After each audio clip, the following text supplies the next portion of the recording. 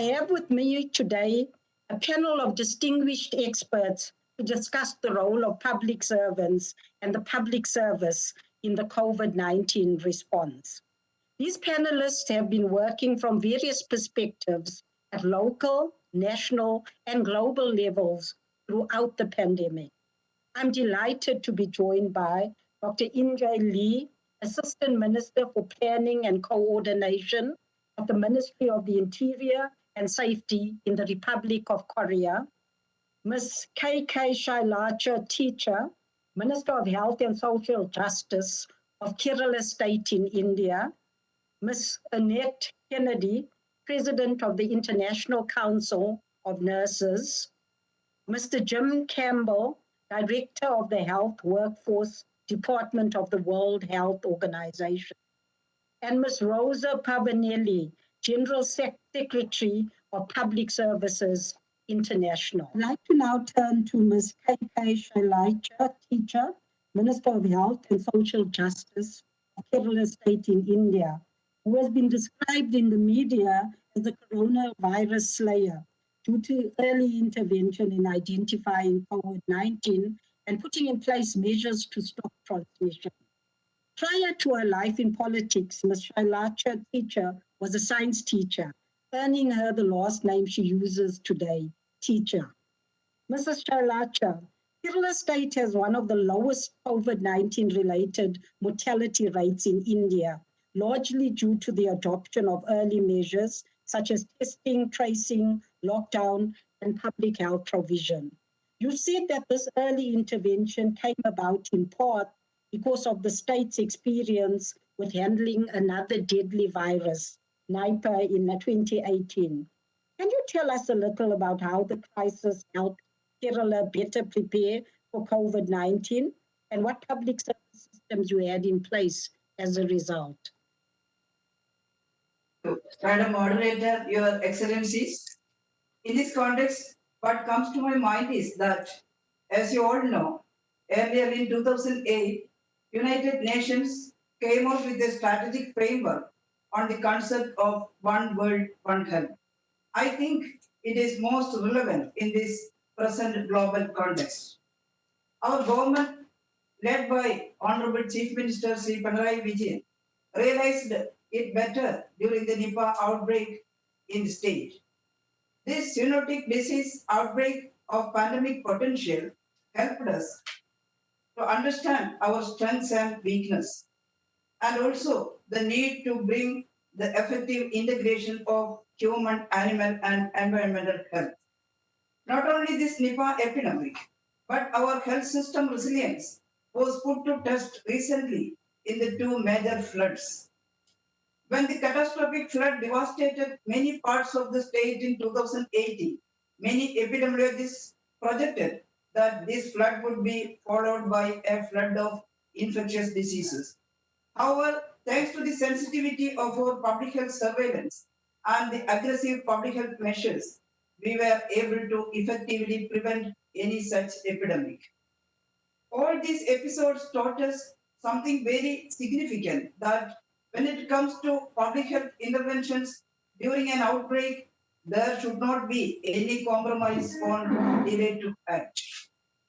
Coming to COVID, the very next day of WHO statement of caution on a respiratory virus of pandemic potential, we activated our entire surveillance network.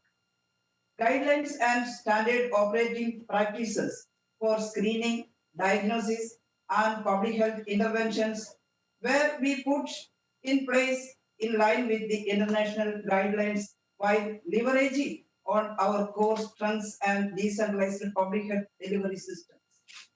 Thanks to our surveillance system, we were able to report the first three imported cases of COVID-19 in the nation. We effectively identified, isolated, and treated them so that all the cases in that phase, which we call as phase 1, recovered fully with zero spread and zero mortality. Our case fatality rate is equal to 0 and basic reproduction number also 0, a dream for all public health enthusiasts. However, we know that the game has just begun. So we continued our surveillance, strictly complying to the international and national guidance. From the very beginning, our objective was straight and clear.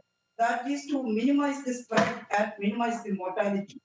So considering the international available knowledge, we set up a target to limit our case fatality rate below 2 and basic reproduction number R0 below 1. This is to ensure that we don't have a local epidemic so that we can utilize our health system capacity primarily to deal with the imported cases. Our strategy for public health interventions was mainly targeted in 4 angles. First is regarding the potential source of infection. To address this angle, we adopted a strategy of trace, quarantine, test, isolate, and treat. Our primary focus here is on early and strong public health intervention, including aggressive tracing of potential cases and their contacts, strict quarantining, focused and strategic testing, strict hospital isolation, and best available treatment. The second major targeted strategy is to decrease the amount of circulating virus in the society. For this, we started a massive people's campaign called Break the Chain campaign. The revolutionary campaign, which every media, organization, and almost every person owned up, focuses on the acronym of SMS. So, mass social distancing. Third strategy is to stop the virus from reaching the vulnerable population, including elderly, people with chronic comorbidity, and pregnant women and children below 10 years. This is largely achieved through reverse quarantine. By these 3 major strategies, we are trying to aggressively hunt down the virus, thus minimizing the local spread and mortality. Success of this approach is evident from the fact that even after 142 days of epidemic and over 650,000 people kept under surveillance till now, and after tracking down the treating thousands of imported cases, we have been able to keep our local spread below 12.5% with R not below 0.25 and our case fatality rate around 0.6% while maintaining the test positivity rate below 2.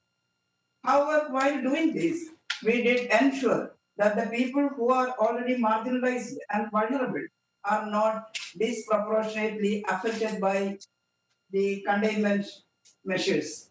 In this perspective, we strengthened our decentralized social safety network for the vulnerable and marginalized people and also for animals so as to live up to our containment to the concept of One Health. Thank you.